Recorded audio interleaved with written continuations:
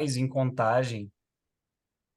Isso Projeto mesmo. Mais. Que Boa legal, gente. noite, Projeto Cláudio. Mais. Boa noite, professor. Muito bem-vinda, Geisa. Parabéns aí pelo trabalho, viu? Imagina. Vocês conseguem me ouvir? Sim, conseguimos. Ah, então tá bom, meu som aqui não tá muito legal hoje, mas é um prazer, viu? Receber o pessoal do A Mais aí, especialmente a todos vocês do Brasil conosco. Um tema que é de nosso interesse pessoal, além de profissional. É uma honra participar desse projeto. Bom, professor, queria dar início, quero agradecer a todos os presentes, né, convidá-los para conhecer um pouquinho mais sobre nossa instituição, sobre nossa unidade aqui em Belo Horizonte também. Nós vamos falar um pouquinho mais sobre o curso. Quero dar as boas-vindas a todos vocês, desejar que tenham uma excelente palestra, possamos ter um bate-papo aí muito proveitoso, né, para todos.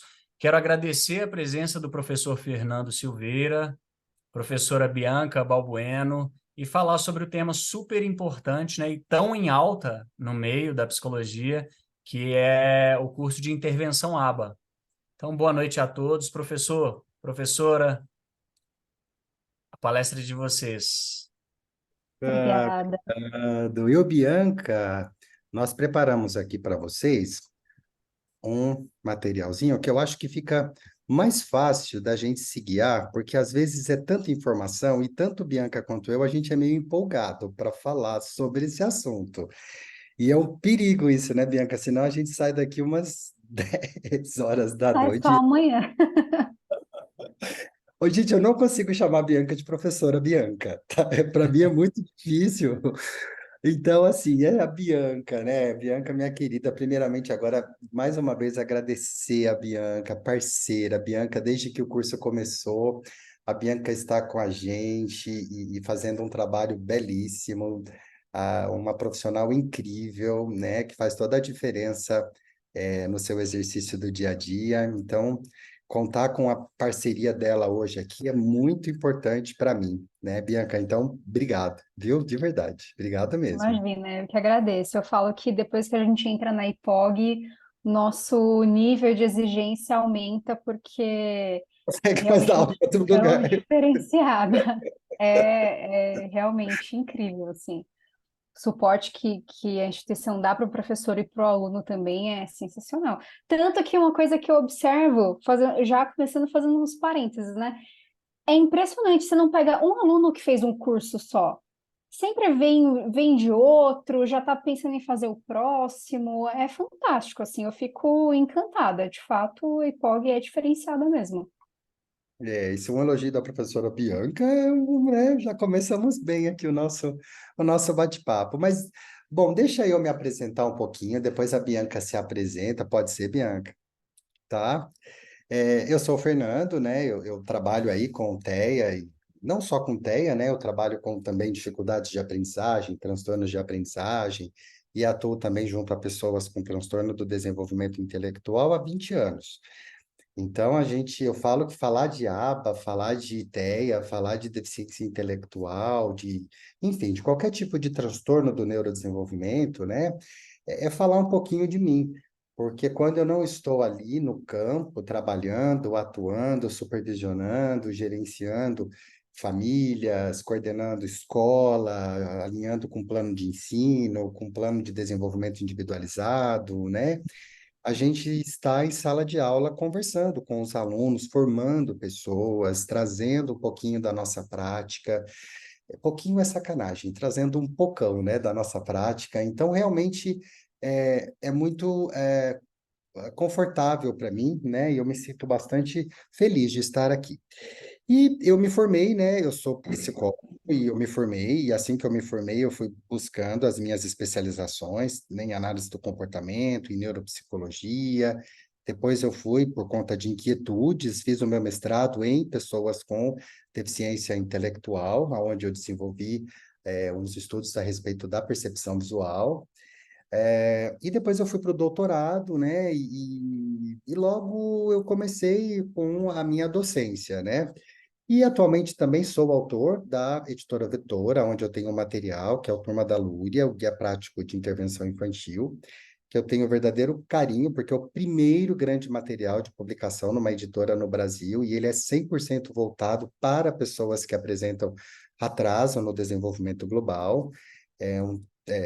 Uma vez eu ouvi, né, de uma amiga, disse assim, Fernando, poxa, ver o manual do Lúria é como se estivesse vendo, assim, a manualização da sua história, né? Então, realmente muito palpável, né, o meu envolvimento com essas pessoas, né? Não só com bebezinhos, embora eu tenha um grande... Eu falo que eu gosto de dois extremos, bebezinhos e os adultos, nível um de suporte, nível 2 e 3 também, né? Com treinamentos de habilidade de vida diária, vida instrumental, prática, enfim. E agora, atualmente, eu estou coordenando as especializações em neuropsicologia, neuropsicopedagogia e também intervenção ABA aplicada, voltada para o contexto do TEA, né, e da deficiência intelectual.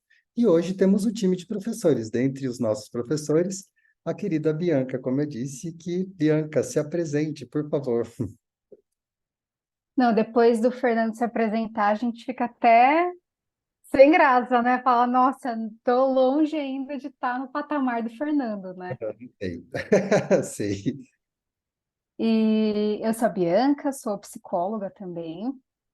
Eu atuo com TEA mais especificamente, né? Agora, esse ano, por conta do ingresso no doutorado, eu estou me aventurando em síndromes raras, né? Que vai ser parte aí da minha tese, mas a minha experiência prática e clínica sempre foi com TEA.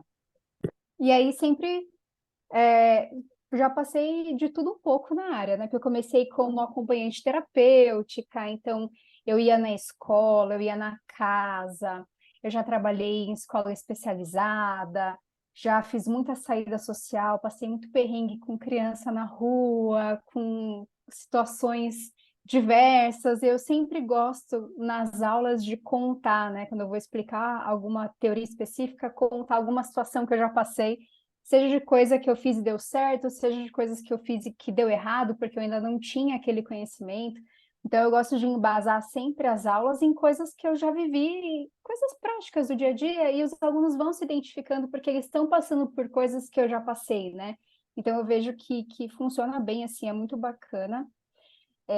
Eu iniciei na prática com pessoas com autismo quando eu entrei na especialização em terapia comportamental.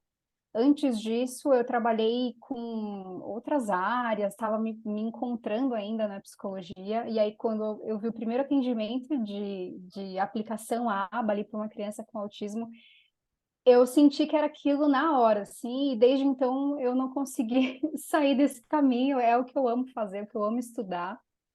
Fiz também neuropsicologia, mas nunca atuei na área como neuropsicóloga, sempre foi uma coisa muito de curiosidade mesmo, de tentar entender as questões do funcionamento do cérebro, questões cognitivas, que no comportamental a gente olha por um outro viés, né?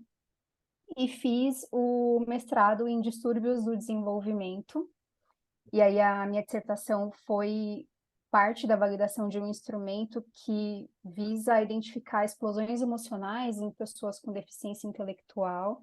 E aí agora no doutorado vamos entrar aí na parte de sono e pessoas com síndromes raras, né? Então vai ser um grande desafio. E é isso, assim, a IPOG tem um espaço muito grande no meu coração. O professor Fernando sabe o quanto que eu sou grata, né? Porque sempre foi meu sonho dar aula. E é tão gostoso ter esse contato com os alunos, essa troca, e ver, né, que eles estão vivendo coisas que eu já vivi. E aí você pode falar para eles: olha, faz assim que funciona, que dá certo e tal. E embasar tudo isso, né, na teoria também é super importante. Então é uma honra estar aqui com vocês. Espero fazer valer a pena aí esse tempo que vocês vão se dedicar a assistir essa apresentação. E é isso. Ai, perfeita.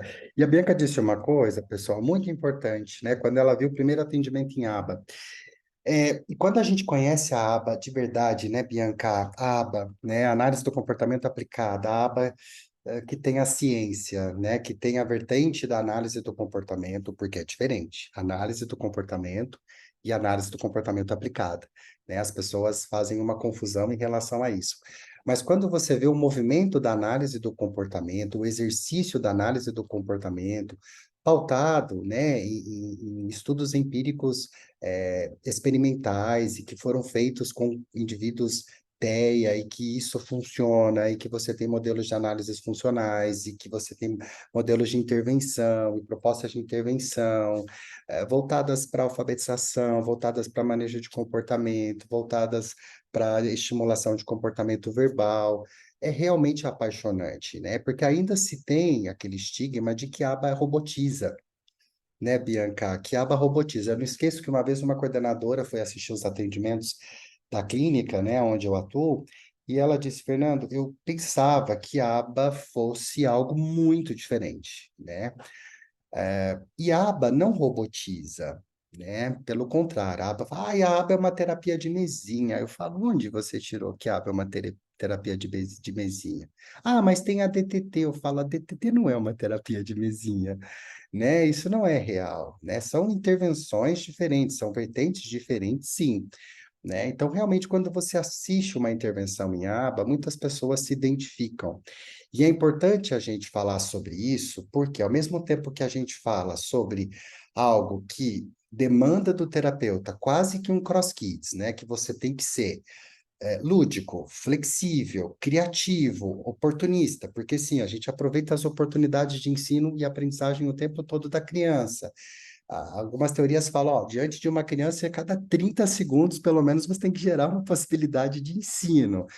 E que você pega esse copo, e que esse copo ele tem que ser uma oportunidade para desenvolvimento de mandos, tatos, e por aí vai. Você fala, caramba, né? E no meio dessa loucura toda, delícia que a gente se encontra, a gente precisa entender que há, sim, uma tecnicidade, que há uma sistematicidade, que há uma necessidade de protocolo, que há uma necessidade de registro, que há uma tomada de decisão pautada 100% em dados, realmente é algo que encanta, porque você vê o movimento de uma psicologia puramente baseada em evidências, né? Então, quando você fala, Bianca, eu também me identifico, porque comigo foi assim, né?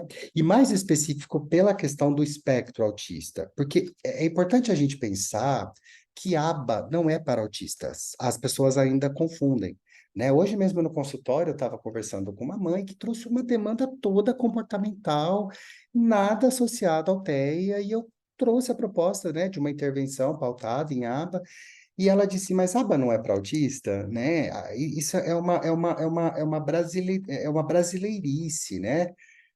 Que se fomentou em relação à análise do comportamento, que no Brasil hoje tem esse viés, mas a aba, ela é para qualquer. Onde tem comportamento, existe o analista do comportamento. No contexto forense, escolar, clínico, né? Onde tem pessoas, existe a análise do comportamento, né? Só que com o TEA, isso foi se tornando algo bastante interessante, né? Porque a gente teve na década de 80 um estudo muito importante, né, de um teórico chamado Lovász, que disse para a gente, olha, tudo isso que a gente vê em uma vertente teórica e filosófica do behaviorismo radical e todos os resultados vistos nos modelos experimentais de pesquisas que nós temos, é possível sim viabilizar isso para o contexto do TEA e a gente tem resultados maravilhosos.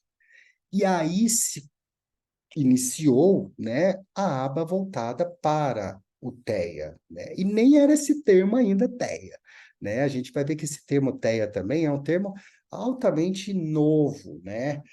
O TEA hoje, para quem não sabe, é o transtorno do espectro autistas. Na época que esse estudo foi feito, pessoal, a gente pensava em autista. Quem é velho de guerra, talvez nem a Bianca, que é mais jovem, se lembra, mas a nossa preocupação antigamente era assim: chegava uma criança, ele é autista, ele é Asperger, tem síndrome de Rett, aí depois veio o TID, né, o transtorno invasivo do desenvolvimento. Ah, ele tem síndrome de Savant. Vocês lembram da síndrome de Savant? Né? A síndrome de Savant eram crianças autistas e que tinham uma competência extremamente despontante, assim. Era aquele ser que você olhava, ele estava tocando um piano, né? Você olhava, ele estava falando um idioma diferente. Então, síndrome de Savant. Então, a gente tinha realmente uma visão muito categórica em relação ao TEA, né? Onde você tinha ali critérios de DSM-4, você tinha critérios de CID-9, de CID-10, aonde era tudo ou nada.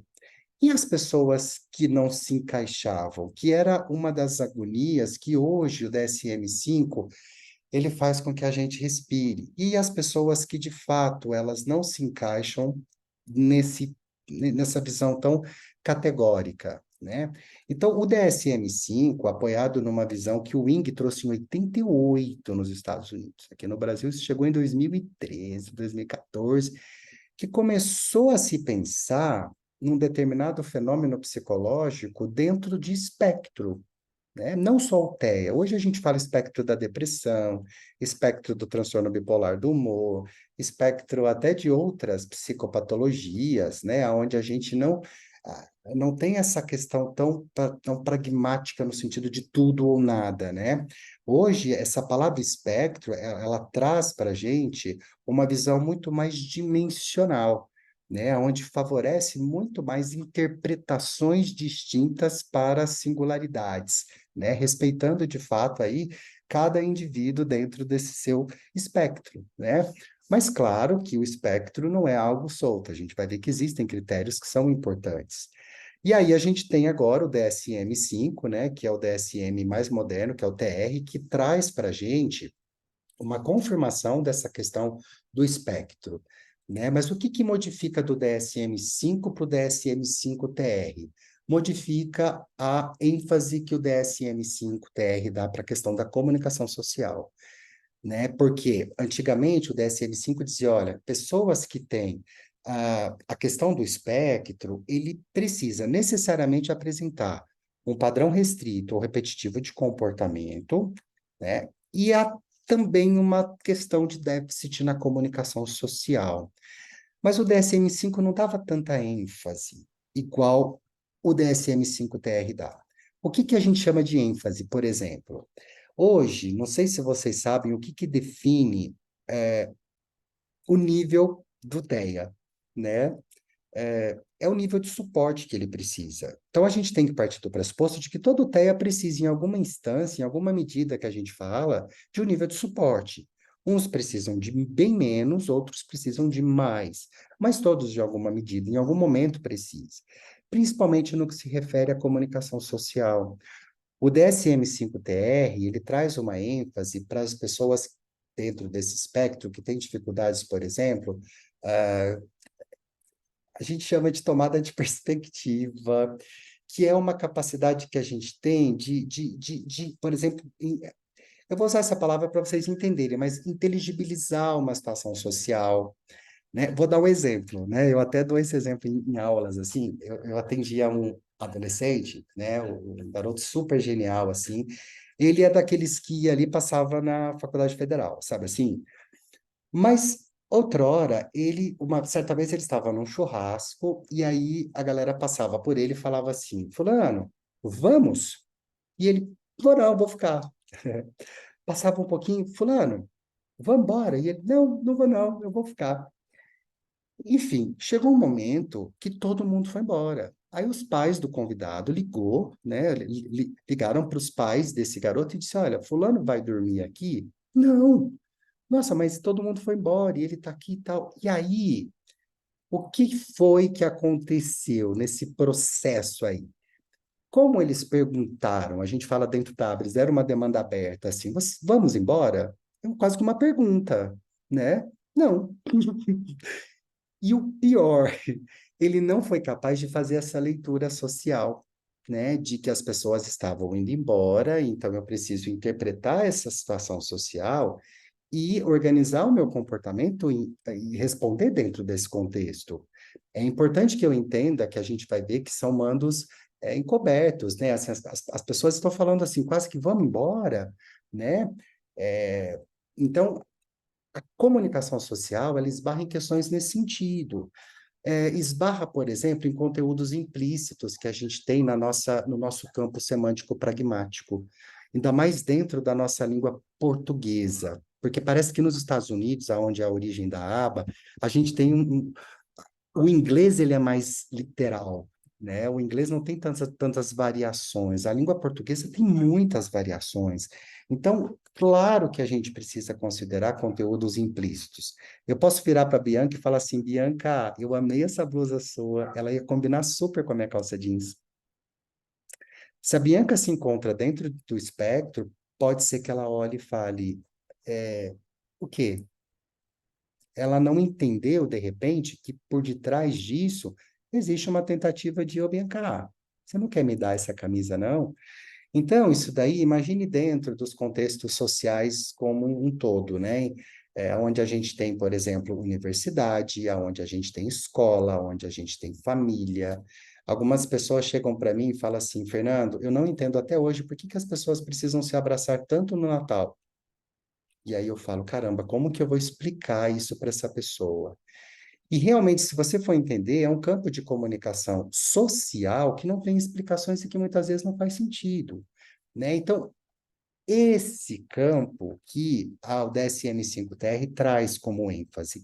E claro que a gente tem também o outro lado, que é o nível 2, nível 3 de suporte, onde a gente tem um déficit, eu diria até uma defasagem nesse campo de comunicação, aonde o sujeito pode, de fato, ter dificuldades até mesmo na emissão de pequenos comandos ou ter dificuldades para obter aquilo que ele precisa no ambiente de forma simples, como, por exemplo, cadê a minha boneca?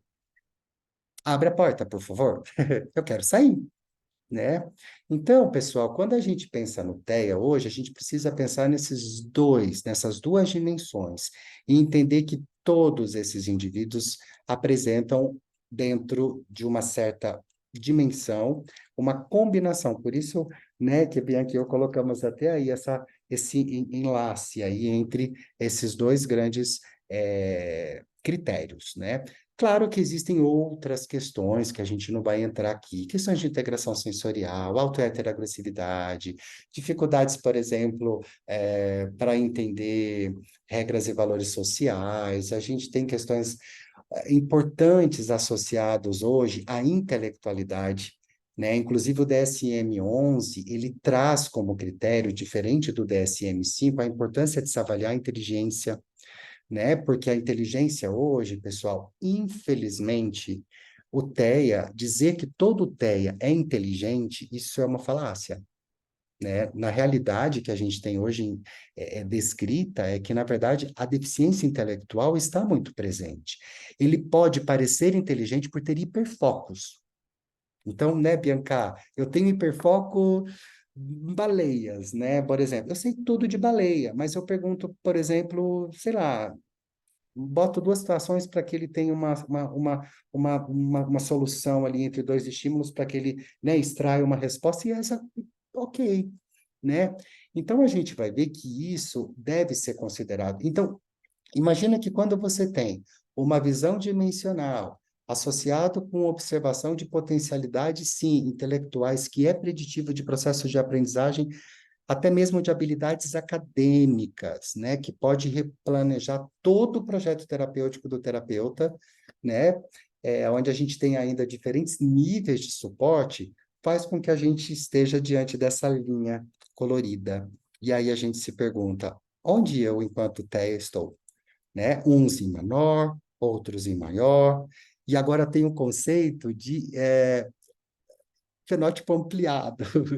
Eu não sei se vale a pena entrar nisso, mas o fenótipo ampliado é aquela pessoa que transita entre, né? O fenótipo, na verdade, é algo que atribui muito essa característica TEA como sendo genética paterna.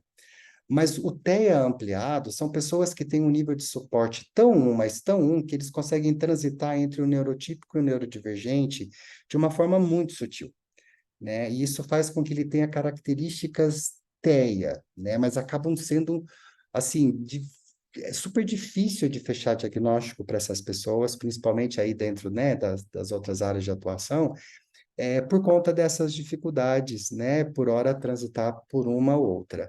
Mas isso, pessoal, toda essa visão também permite uma possibilidade muito singular de intervenção. né? A Bianca vai falar um pouquinho sobre a aba e a gente vai ver que a aba trabalha muito dentro desse singular, dessa singularidade, né? Eu tenho várias cores aqui. Se eu tivesse 300 aprendizes, eu tenho 300 possibilidades de intervenção, porque eu tenho aqui cada um com a sua história, com as suas dimensões, com as suas capacidades, as suas limitações. E é isso que a aba faz, né? E por isso que o Lovász, que foi esse estudioso, ele resolveu encarar isso, né? E se nós aplicássemos os princípios da análise do comportamento nesses indivíduos, como que seriam os resultados? E realmente os resultados foram resultados incríveis. Então, hoje, né, a gente sabe dessas dificuldades, a gente sabe que existe, por conta dessa junção desses critérios, dificuldades na interação social, tendência a isolamento, comportamento social impróprio, né? Nunca vamos usar a palavra disfuncional, pelo amor de Deus, arrepia até a alma. Não existe, todo comportamento tem função, né? Acho que aí está bem descrito impróprio. A gente precisa pensar que a falta de comunicação social faz com que eu tenha, a gente chama de topografias, né? Que tenha um desenho de um comportamento feio, né? Mas que o analista chega ali e entende essa função, e isso é muito bacana, né? A gente entender que muitas vezes ele não está sendo violento, ele só está dizendo, abre a porta, quero sair, dá licença, né? Então a gente tem que entender que isso tudo faz parte dessa teoria, né? Por isso a importância de se entender o TEA. O que diferencia a análise do comportamento aplicado ao contexto do TEA é justamente quando você faz a junção desses conhecimentos teóricos a respeito do TEA, se torna um campo teórico de previsibilidade de até onde você deve ir e o que você deve aonde você deve aplicar esses conceitos, respeitando, sim, algumas questões de comportamento que são de ordem autísticas, né? Como aí, contato visual pobre, dificuldade nas atividades em grupo, demonstrações inapropriadas de afeto, falta de empatia social. Esse microfone ficou mudo. Ah, perdão. Aí.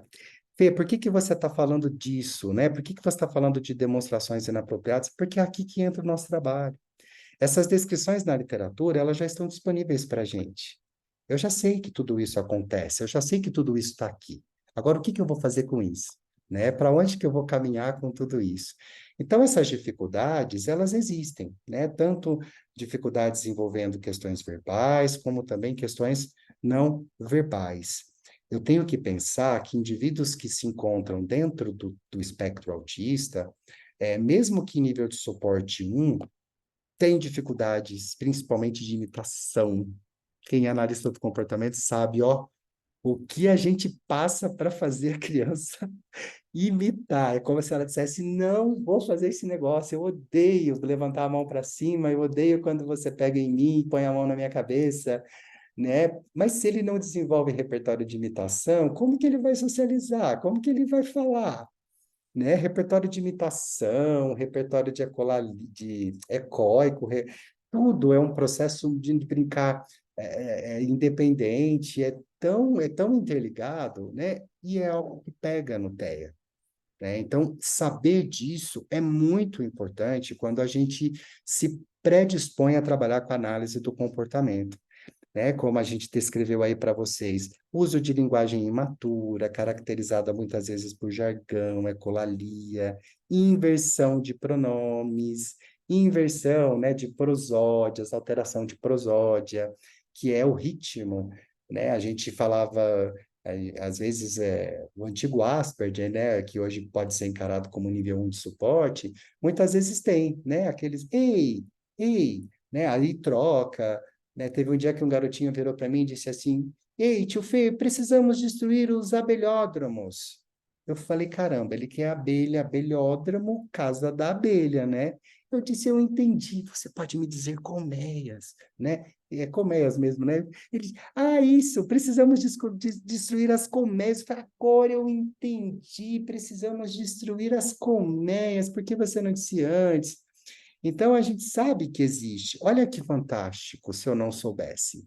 Eu não teria conteúdo teórico, eu não teria informação suficiente para exercer, de fato, o meu trabalho e não conseguiria trazer a análise do comportamento como a complementação que eu preciso para que essa pessoa evolua dentro desses critérios, né, que a gente já sabe que são previstos dentro, do transtorno. Então, aqui, falando um pouquinho dessas dificuldades, né, só reforçando, dificuldades na reciprocidade socioemocional, dificuldades em compreender essas sutilezas da linguagem, piada, sarcasmo. Teve um adulto que uma vez virou para mim, eu estava falando de provérbios, eu disse assim para ele: eu vou dizer um provérbio e eu quero que você tente me explicar o que isso significa. Aí eu falei para ele da andorinha, né? Eu disse: ah, uma andorinha só não faz verão. Ele olhou para mim e disse assim: eu sei que tem alguma coisa de trabalho em grupo, mas eu não sei o que que a andorinha tem a ver com isso. Cara, isso é sensacional. Isso revela um aprendizado super. Que bom que você sabe que tem a ver com trabalho em grupo. Mas por trás disso tinha a falta de sentido. Tinha o espectro, né? Dizendo, olha, eu não entendo quando você fala assim, né? Eu sei o que quer dizer, mas eu não consigo de fato entender. Muitas vezes eu não acho graça em piadas, né? E claro, como eu disse, Ficou mudo, Fê. tá ficando muito sozinho. Das linguagens da interpretação corporal e das expressões faciais, que, como eu disse, hoje é uma ênfase do DSM-5-TR, né? E até mesmo, pessoal, na identificação das emoções básicas e essenciais, né? Dentro da análise do comportamento, a capacidade de nomeação a gente chama de tatos, né? Então, a gente fala, por exemplo, que a nomeação de emoções ela é importantíssima para o desenvolvimento socioemocional, né? Olha que delícia você saber o que você está sentindo. E sentir, né? Não é só triste, feliz, sei lá, medo, nojo, como a gente vê nessas cartinhas por aí na internet vendendo a rodo, né? Existem outras emoções que moram em mim e que precisam ser ensinadas. Então, a aba, ela proporciona isso.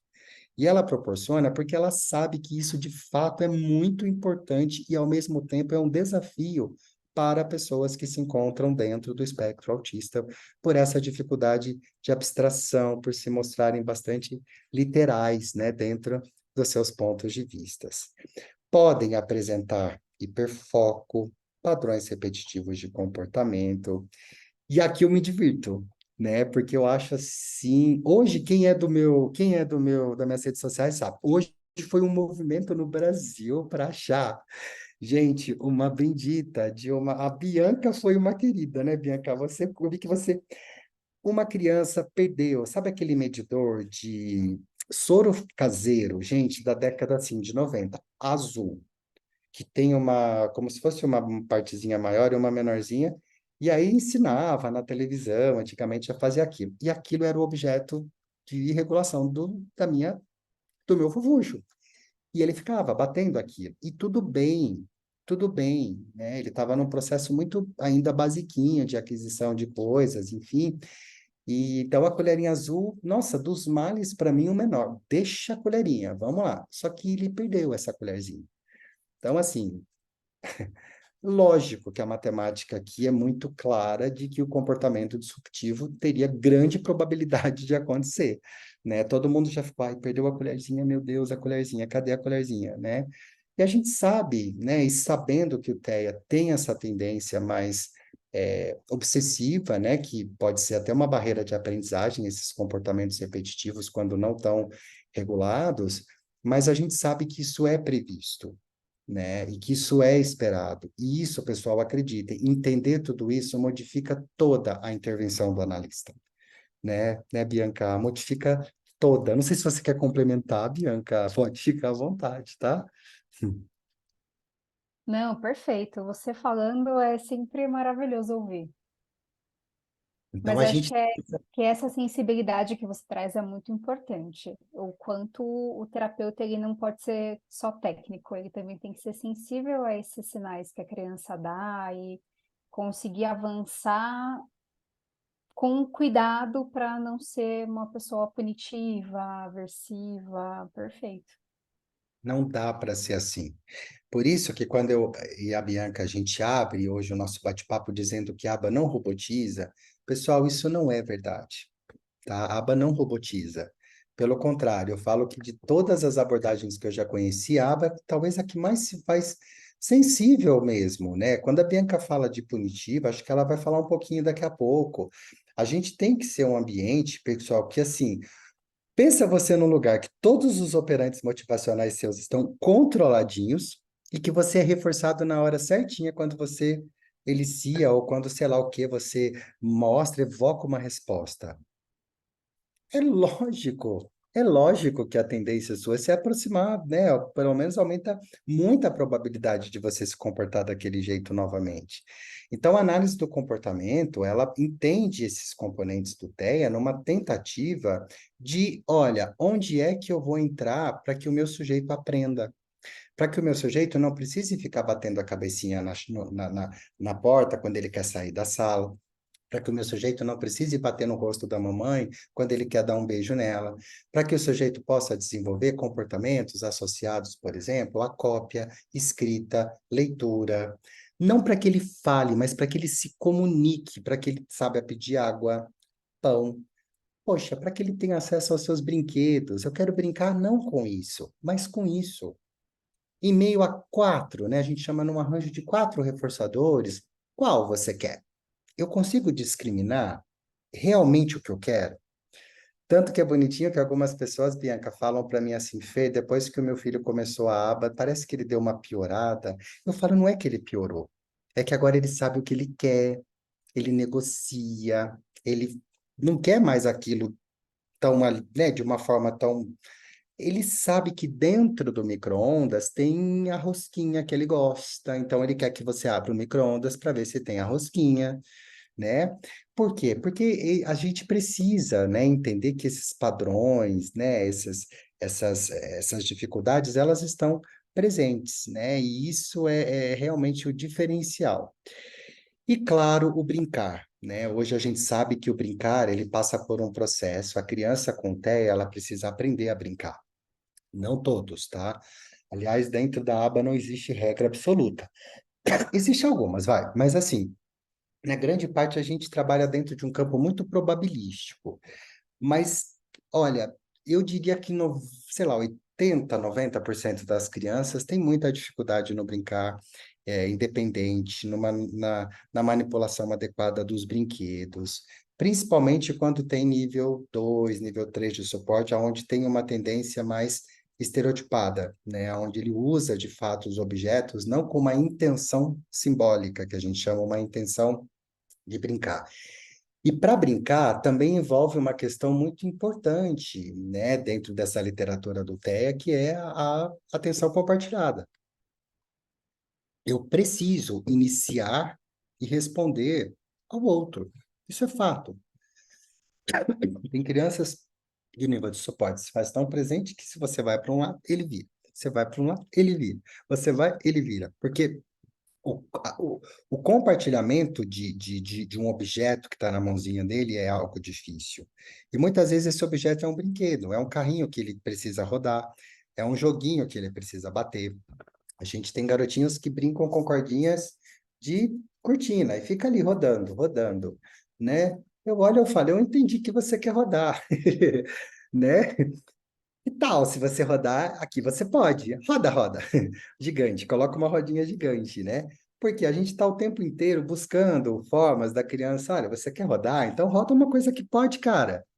Não fica rodando essa corda, não. Vem cá, vem para mim. Chega aqui, ó. Vem, né? A criança, vem, chega aqui, ó. Deixa eu ser seu parceirinho, vem cá, né? Deixa eu ser seu parceiro de jogo, como a gente chama aí na nossa abordagem. Vem cá, né? Que eu vou te explicar que tem coisas que giram que são muito legais. Mas eu também respeito sua cordinha, né? Então, é um trabalho que a gente entendendo como funciona, né, o TEA, como esses comportamentos eles operam, né, no ambiente, de como o ambiente opera esses comportamentos, de fato, a gente consegue respostas bem mais adaptadas ao contexto, né?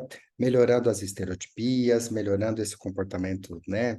Essa restrição comportamental e, claro, consequentemente, trazendo aí esse sujeito para comportamentos que sejam socialmente mais aceitos. Afinal de contas, eu quero essa criança na escola, brincando, eu quero essa criança tendo acesso aos seus direitos, com o mínimo possível de barreiras atitudinais que a gente vê hoje dentro da sociedade, que ele tenha condições de ir no refeitório, solicitar o que ele quer comer, pagar o que ele quer comer, né, com independência, com autonomia. Porque o grande objetivo da análise do comportamento aplicada é a autonomia do sujeito, né? A gente quer que ele tenha qualidade de vida e autonomia, é isso, né, que a gente quer. Então, pessoal, a gente hoje estuda, né, o TEA, e a gente traz a análise do comportamento aplicada a esses contextos nessa tentativa, né? E agora vamos ver aonde é que a análise do comportamento entra. Vamos passar o bastão aí para Bianca. Bianca. Joia, maravilha. Então tá bom, então vamos falar agora sobre o que que é aba, né? Vamos entender um pouquinho mais. O Fernando já foi antecipando um pouquinho algumas coisas, mas vou entrar um pouco mais nessa questão do detalhe aí, né? Do que é a análise do comportamento aplicado. Bom, quando a gente fala de análise do comportamento aplicada, a gente está falando de um pedacinho de uma ciência maior. Então, a gente tem uma ciência maior, que é a ciência que estuda o comportamento humano, que chama análise do comportamento, e essa ciência, ela é dividida em três grandes áreas, né? A gente vai ter a área relacionada aos estudos experimentais, a gente vai ter ali a construção de uma filosofia dessa ciência, né? Que seria a construção da parte teórica, que vem a partir desses estudos experimentais que vão dar indícios para a gente de que determinadas coisas funcionam e outras não. E a gente vai pegar todo esse conhecimento e, como toda ciência, ela não pode ficar ali pro nada, né? A ciência, ela tem como finalidade maior contribuir com o desenvolvimento da sociedade. E a análise do comportamento não é diferente. E aí, por isso, entra a análise do comportamento aplicada, que é você usar esse conhecimento experimental e teórico para melhorar a qualidade de vida das pessoas, né? E aí, então, a gente vai aplicar isso para as pessoas, para nós no dia a dia, né? Como o Fernando falou, a análise do comportamento aplicada, ela não é uma técnica, um método que você aplica para crianças com autismo. Na verdade, a aplicação de uma ciência que entra em vários aspectos, né? Então, a gente tem análise do comportamento aplicada ao esporte, a empresas, intervenção com adultos, típico, você vai fazer lá a sua terapia, você, né? Se você for fazer com analista do comportamento, ele está realizando análise do comportamento aplicada com você. Então, criou-se uma visão, de fato, de que a análise do comportamento aplicada, a aba, é você sentar com uma criança na mesa, você trancar ela num cantinho da mesa e obrigar ela a fazer algumas atividades, o que não é a realidade, né? Acho que houve um tempo sombrio aí na análise do comportamento no Brasil em que isso foi feito, né? Não só no Brasil, como fora também. Mas hoje, especialmente, se fala muito sobre assentimento, fala-se muito sobre pairing, que é você criar um vínculo com essa criança, você parear ali, você enquanto terapeuta, com as coisas que essa criança gosta, para que ela tenha motivação em estar ali na sessão com você e aprender junto com você. Então, quando a gente fala da aplicação dessa ciência, é justamente aquilo que o Fernando falou. A gente tem como objetivo principal desenvolver autonomia e independência desse aprendiz. Em nenhum momento a intervenção vai ter foco em tornar essa criança, esse jovem com TEA, num jovem com desenvolvimento típico. A gente não está querendo tornar ninguém típico. A gente quer simplesmente fazer com que essa criança, com que essa pessoa, né, o jovem, adulto, consiga viver bem em sociedade, consiga se virar, consiga ter a sua autonomia, ter um trabalho, conseguir botar a sua roupa sozinho, se limpar sozinho, coisas que às vezes passam muito desapercebidas, né? Então você tem ali uma criança que é, que nem o Fê falou, que são os savants, né? Então eles manjam muito de planetas, mas não sabem amarrar o próprio cadarço, tem que dar o pé para a mãe amarrar, né? Então são coisas que a gente precisa trabalhar para ajudar essa pessoa, esse indivíduo, a se desenvolver de uma maneira mais global. Claro que sempre com um trabalho em equipe, né? Porque o analista do comportamento não faz tudo sozinho, mas é o profissional que vai ter um olhar mais global em relação ao desenvolvimento, em relação a objetivos, e é usando essa ciência ao nosso favor para favorecer esse aprendizado mesmo. Pode passar, Fê. Então, beleza. Então, a análise do comportamento ela é composta por essas 3 áreas. Essa representação é muito legal, a representação de tourinho, que ele vai exemplificar o que é a análise do comportamento por essa imagem de triângulo, porque o triângulo ele não tem como ser composto ali sem um dos seus lados, né? Ele obrigatoriamente tem que ter ali esses 3 lados, e não tem um lado que é o mais importante. Os 3 têm ali o mesmo tamanho, a mesma relevância para criar aquela forma. Então, quando a gente fala de análise do comportamento, uma área não exclui a outra. Então, não tem como você usar a análise do comportamento aplicada e fingir que não existe o behaviorismo, que é essa filosofia da ciência, né, que é a parte teórica. Não tem como você fingir que não existe análise experimental do comportamento. A gente precisa entrar em contato com todas essas áreas, até para a gente entender o que a gente está fazendo, né? Porque às vezes aparecem algumas perguntas assim, e que é super natural para quem está começando a entrar em contato com a área agora, que é aquela coisa assim, mas você fala que é reforço positivo, é reforço negativo, e aí depois tem o reforço diferencial, e aí eu não estou entendendo o que é esse, é tudo reforço, e eu não estou entendendo. Então, o reforço negativo é o reforço ruim, o reforço positivo é o reforço bom, né? Então, tem essas confusões que você fala, olha, você tem que reforçar aqui o comportamento da criança, tá? Tem que reforçar, o que é esse reforçar? Tem que dar um MM para ela? O que eu tenho que fazer, né? Então, quando você senta para estudar de fato a parte teórica, as coisas começam a se ampliar. Uma coisa que fala-se muito, que eu ouvi bastante também, né, é que na teoria é uma coisa, na prática é outra. E, de fato, quando você lê um caso clínico, você está ali, né, no artigo, no seu livro, estudando, está tudo muito perfeito, muito amarradinho, e quando você chega ali na frente da criança, a coisa não está tão perfeitinha assim. Mas não tem como uma coisa caminhar sem a outra, né? Essa fala de na teoria é uma coisa e na prática é outra, ela não pode ser assim.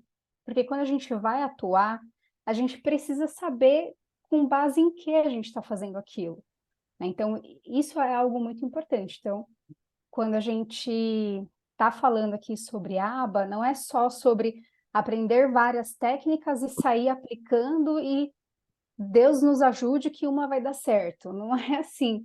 A gente precisa saber com base em que a gente está fazendo aquilo e por que foi tomada a decisão de se usar uma técnica em detrimento da outra. Ou por que a gente vai criar ali um conjunto de estratégias sei lá, vai deixar alguma de fora, né? Ou por que tem que ser aquele conjunto de estratégias? A gente tem que ter um embasamento teórico para poder usar ali as estratégias na prática, sabendo o que a gente está fazendo. Isso é muito, muito importante.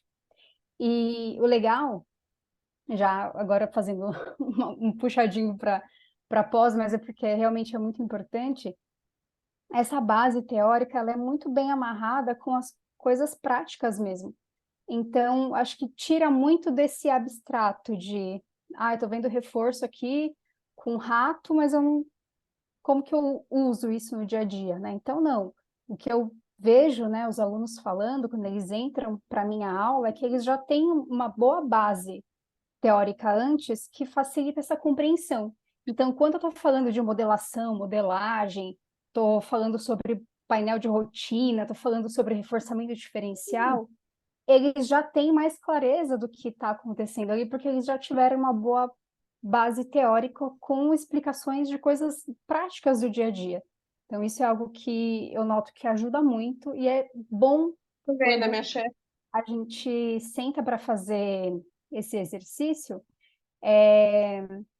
tentar pensar em situações do dia a dia, tirar um pouco ali o exemplo do rato e tentar trazer para o nosso dia a dia, onde a gente consegue observar o que está descrito ali naquela explicação do que é aquele termo específico, porque isso ajuda a gente não só a memorizar, mas também conseguir compreender onde que a gente vai encaixar isso ali na nossa prática.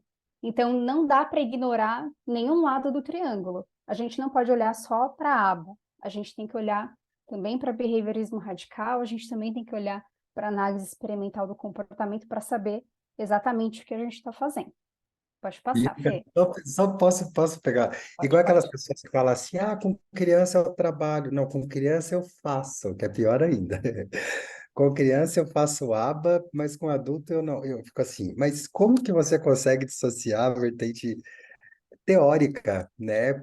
Porque isso que a Bianca está falando é realmente assim, eu estou ouvindo e pensando, caramba, é muito sério isso mesmo, porque a gente vê a importância de ser conceitualmente sistemático quando a gente se predispõe a trabalhar com análise do comportamento aplicado. Você tem que pensar como behaviorista, né, Bianca? Hoje eu não consigo não pensar como behaviorista, né, diante de uma situação, diante de um comportamento-alvo, por exemplo, assim, né? Então, esse triângulo realmente é fundamental, né?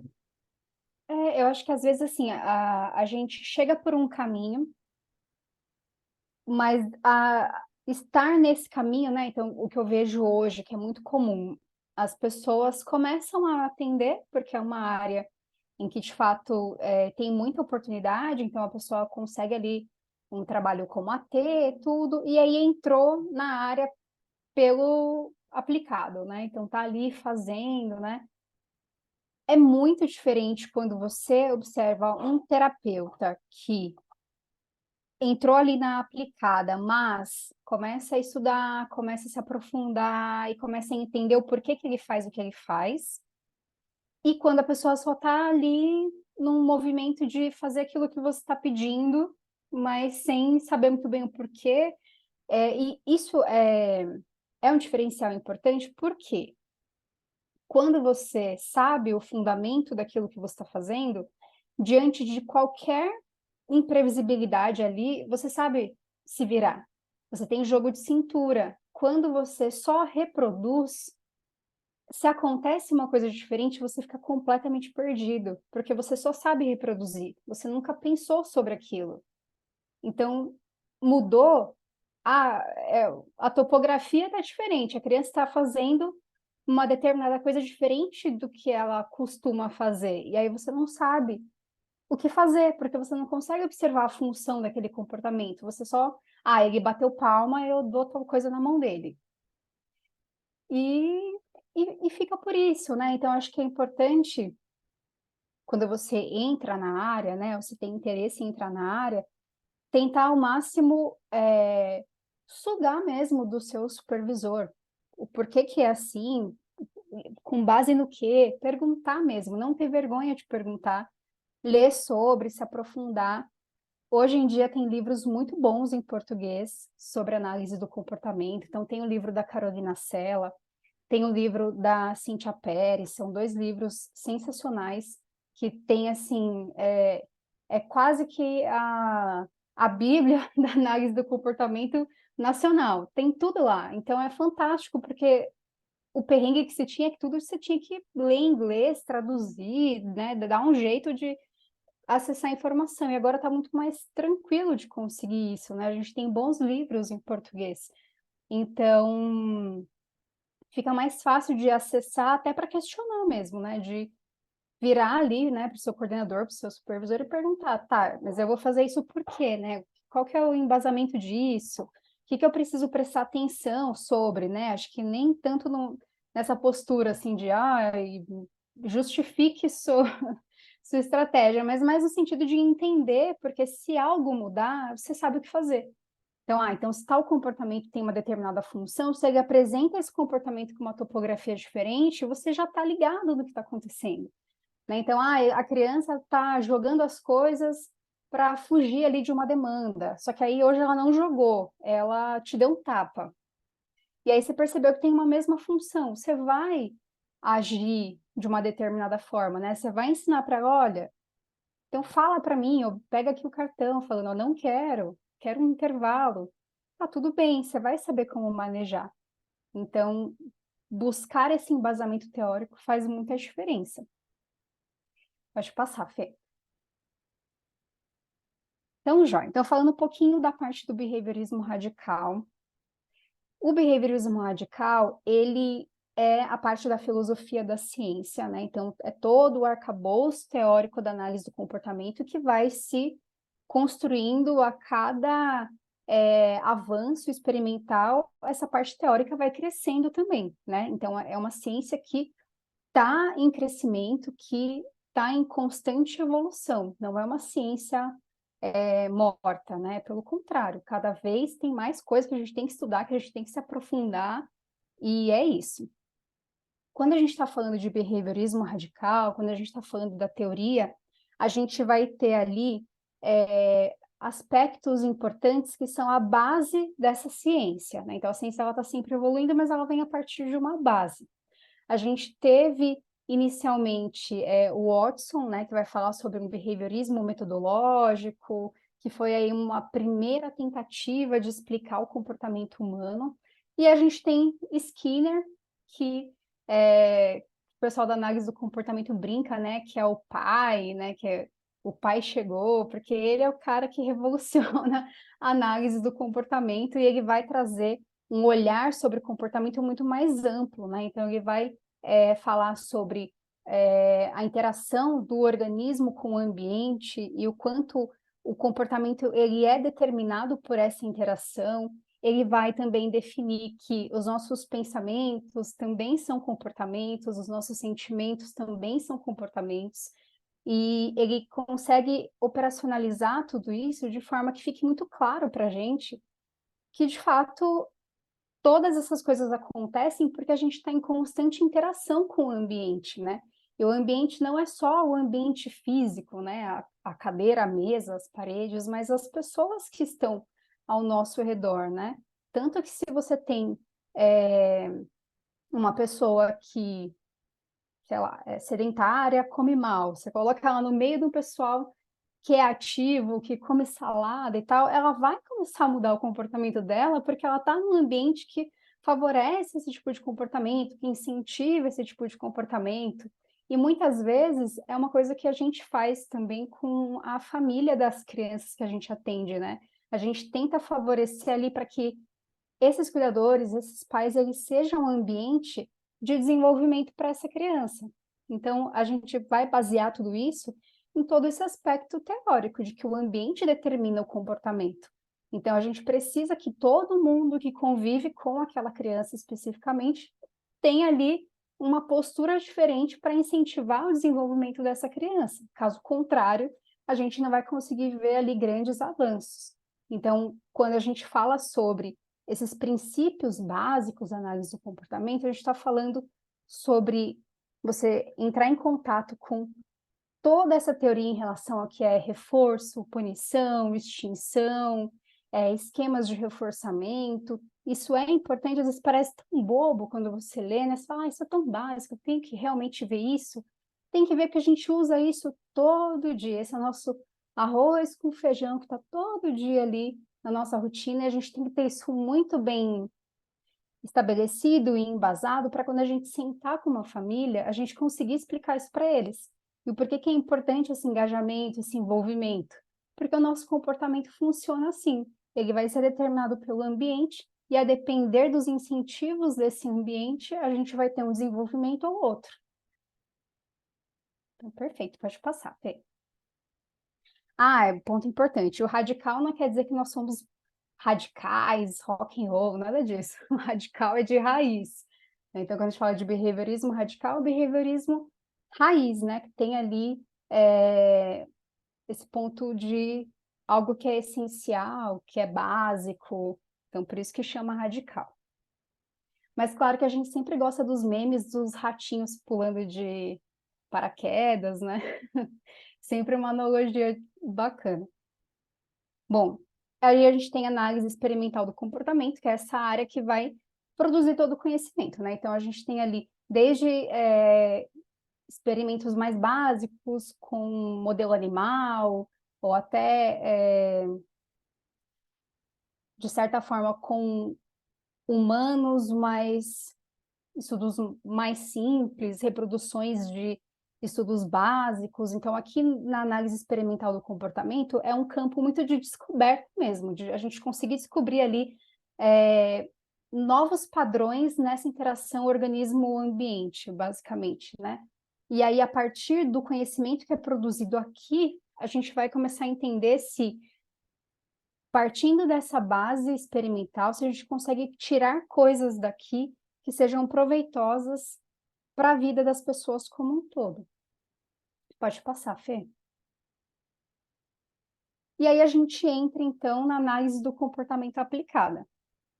Então, esse é o campo em que o analista do comportamento ele vai atuar ali com as pessoas, né? Então, a gente vai ter o uso de todo esse conhecimento diante de um aprendiz que está ali no seu consultório, né, para fazer o atendimento com você, e aí, com base em todo esse conhecimento teórico e experimental, a gente vai olhar para as necessidades desse aprendiz e vai puxar dali o que pode ser usado, o que pode ser útil para a gente ajudar essa criança. Então, assim, quando a gente entra nesse aspecto da análise do comportamento aplicada, a gente tem, claro, toda essa fundamentação teórica e experimental, mas uma coisa que é muito falado ultimamente, que dos artigos mais atuais, a gente vê com muita frequência, é essa questão da validade social.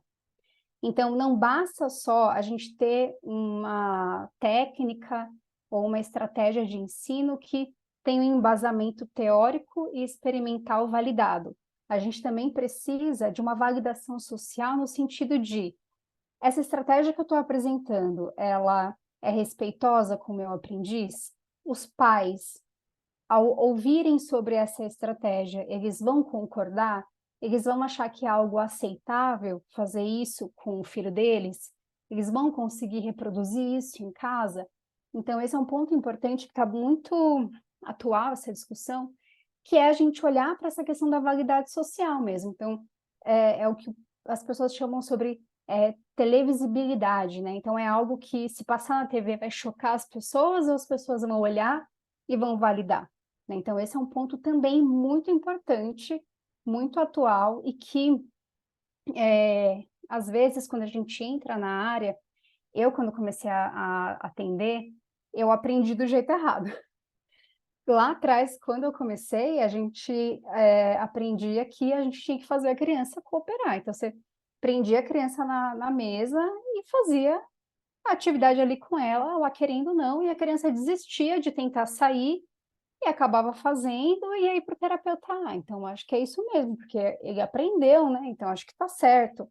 E aí, quando a gente olha para isso, né, entendendo o quanto a ciência evoluiu, a gente fala, nossa, quantos erros eu já cometi, né? E aí é uma coisa que eu gosto muito de pontuar para os alunos que agora a gente tem informação, né? Lá atrás, quando eu comecei a atender, aqui em São Paulo, hoje deve ter uma clínica em cada esquina, mas quando eu comecei a atender, tinham duas clínicas particulares na capital, duas clínicas particulares, e uma ONG. Então, assim, era pouco o serviço, né, para esse público específico, e a gente aprendia assim. Então, ela vai lá, faz assim, se vira, né?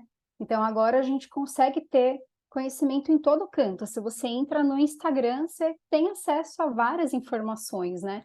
Então, hoje, para além desse embasamento teórico de que, ok, a extinção funciona, né? Que é, por exemplo, uma coisa que era muito feita antigamente, que hoje é totalmente absurda, né, de ser feita, é extinção de fuga de tarefas, né? Que é isso que eu falei. Então, a criança, ela não quer fazer, aí você vai lá e insiste, ela só vai levantar depois que ela terminar. Então, isso é extinção de fuga. Hoje, isso é totalmente abominável. Mas antigamente era algo muito comum, que eu aprendi a fazer assim, né? E aí hoje eu olho para trás e falo, nossa, se eu tivesse conhecimento de hoje lá atrás, como teria Comportamento, sido né? A gente diferente, né? ignorava, né? Ignora o comportamento. A criança gritando aquelas. Cara, você perdendo uma É. super oportunidade dela olhar para você e falar assim: sai daqui, né? E a criança chorava, é verdade. Fala, não, tem que esperar ela parar de chorar para você olhar para ela. A criança ficava lá horas e horas chorando e a gente, não, tá certo, Você é sabe, Bianca, que extinção. eu falo uma coisa para os meus os meus alunos assim, aba, cara, é muito legal, porque quando você está com o ambiente controladinho, vem cá, você vê criança chorando muito frequente? Hoje em dia, não mais. Cara, eu não vejo, de verdade, eu tô falando muito sério. Vai falar, ai, olha ele. Eu falo, meu, se a criança tá chorando, olha, chorar para mim é vê a função disso. Vê a função disso, sabe? Porque provavelmente você está perdendo uma oportunidade, nem que seja um toque aqui. Eu entendi que você quer sair. Então toca aqui. Cara, às vezes ele tá pedindo, pelo amor de Deus, tira eu daqui. Imagina que horrível você sendo obrigado a ficar num lugar onde você não quer, e talvez aquele dia você não tá afim de fazer aquele repeteco, né? Você não tá legal, é só aquele dia, e você não consegue falar isso, né? Então isso é muito real, e eu vejo isso lá na clínica, eu falo, caramba, as crianças não choram. Não é porque, ai, a gente é muito, né, fantástico. Acho que é isso que a Bianca tá falando de validação social, isso é muito sério, né? Essa televisibilidade é algo que o tempo inteiro hoje a gente se preocupa, e não é porque a gente tem hoje esse cuidado, né? Antigamente se fazia análise funcional experimental, né, Bianca, onde a gente colocava a pessoa, ignora, passa por ela, vamos ver se a função disso é mando, vamos ver se a função disso, cara, é atenção, ela está querendo a sua atenção, vai. Isso não se sustenta, isso não é análise do comportamento do século XXI, né, Bianca? Exatamente. A Jéssica até perguntou aqui o que pode fazer no lugar de extinção de fuga.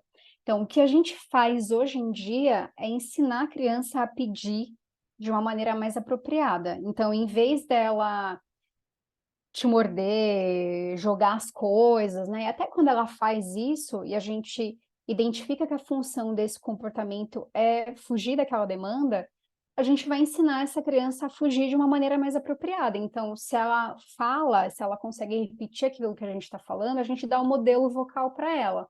Ela fala, eu quero um tempo, né? Ou então, só falar uma palavrinha, se é o que ela consegue fazer, tempo, pausa, qualquer coisa do tipo.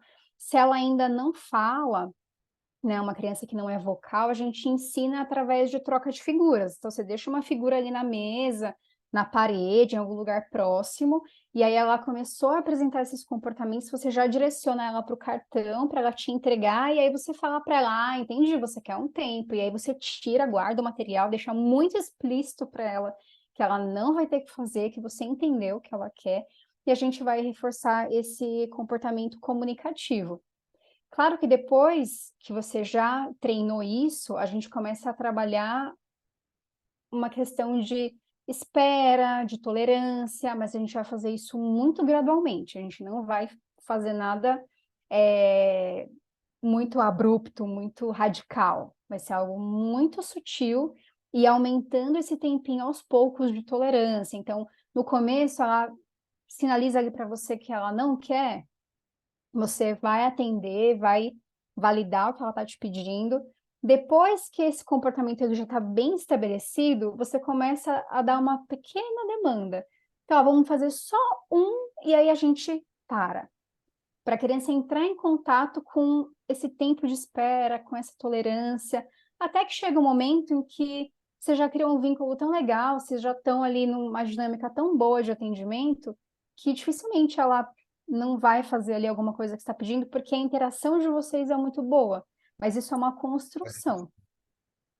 E é bonitinho isso que a Bianca está falando, porque é, às vezes a gente, poxa, eu quero tanto que a criança se comunique e ao mesmo tempo eu quero que ela faça pareamento. Mas entre ela se comunicar e parear, eu prefiro que ela se comunique, né? Hierarquia de super manejo, né, de clínico. E cara, você precisa que ela faça pareamento e ela não quer. E ela tá dizendo para você, do jeitinho dela.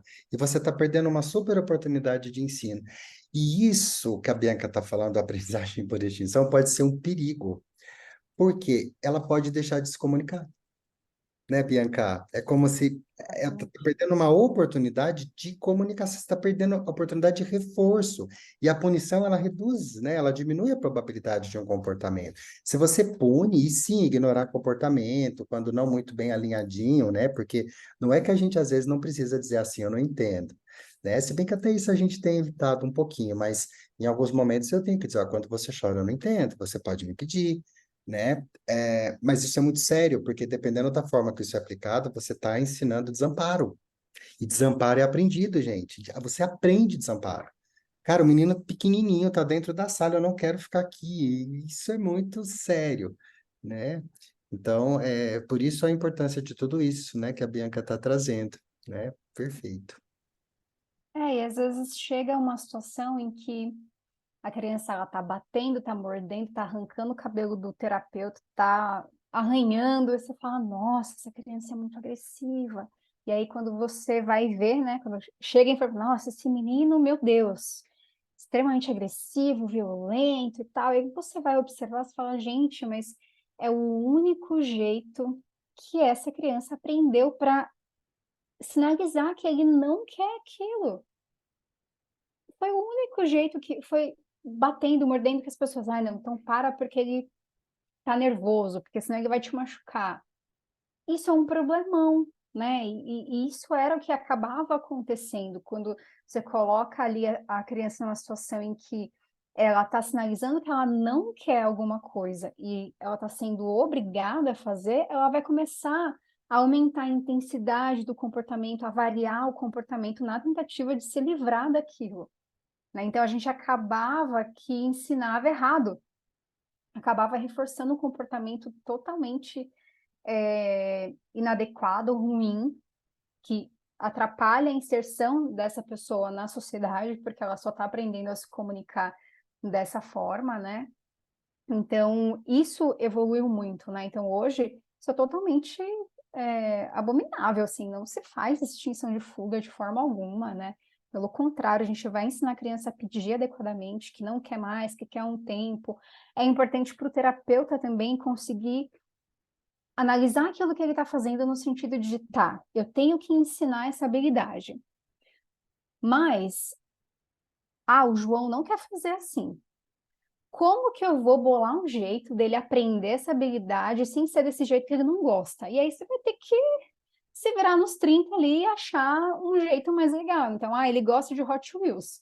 Então vamos a Hot Wheels. Por isso que não existe caixa do autismo, né, Bianca?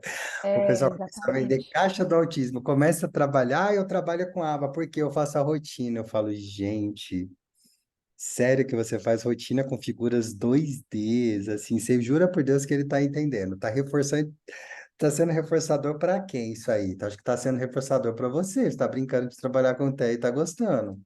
Porque isso é muito sério, a gente tem que olhar mesmo cada criança, cada comportamento, cada desenho.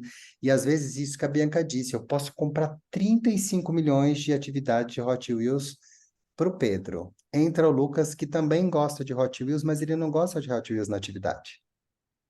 E aí a gente precisa entender o comportamento dele para ver o que funciona, o que não funciona, como ele responde, para que a gente possa promover todo esse desenvolvimento aí dos programas com ele.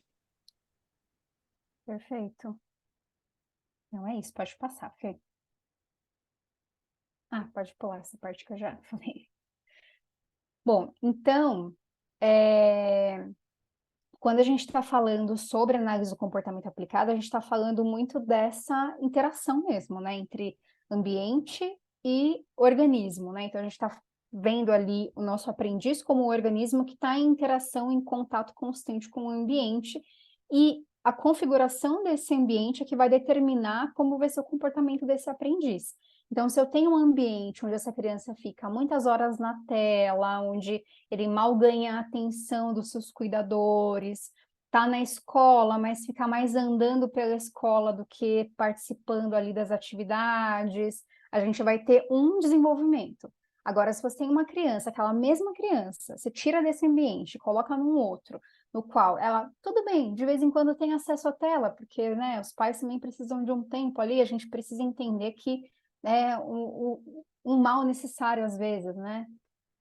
Ok, mas isso não faz parte de grandes horas do dia dela. Isso, são 30 minutos por dia que ela vai ver o desenho, mas ela também brinca, ela também tem momentos de qualidade com seus cuidadores. Quando ela está na escola, a escola favorece a participação dela nas atividades, adapta as atividades para que ela tenha interesse, traz essa criança para estar junto com as outras crianças, chama aqueles coleguinhas mais bacanas ali para tentar uma interação maior, para ser parceiro dessa criança, a gente tem um outro desenvolvimento.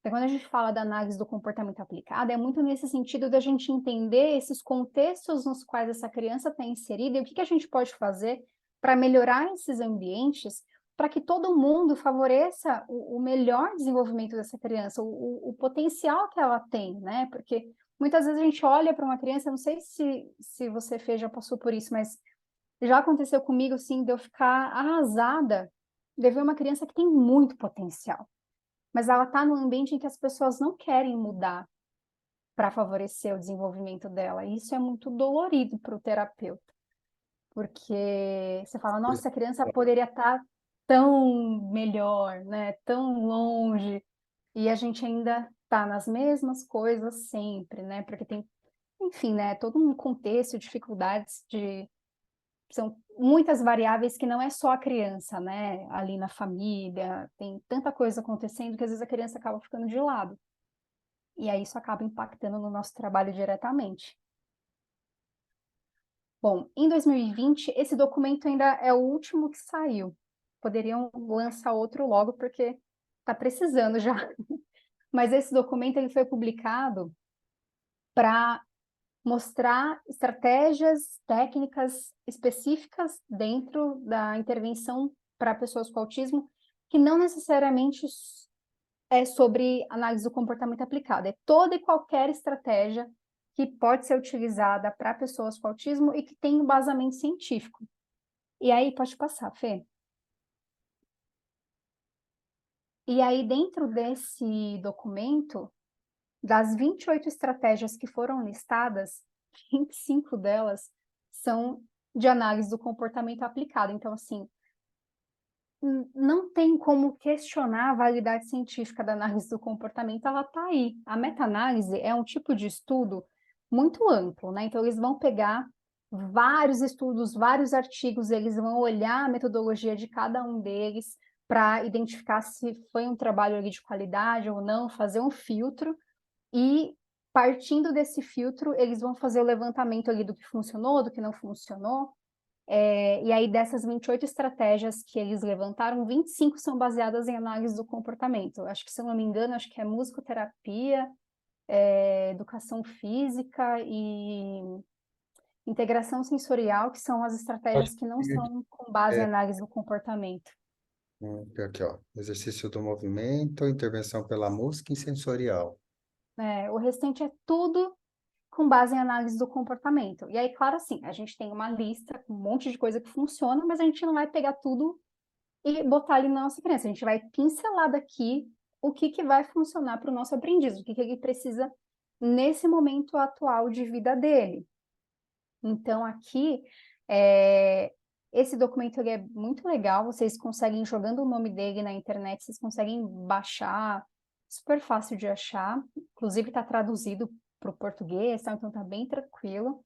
E ali vocês conseguem entrar em contato com os estudos que eles levantaram, como que é cada estratégia, para que serve, né? Qual é a funcionalidade de cada uma, até para vocês também se apropriarem, né, do que funciona e olhando para o seu aprendiz, ver o que a gente tem aqui que está validado, né, que a gente pode olhar e tentar aplicar para favorecer o desenvolvimento.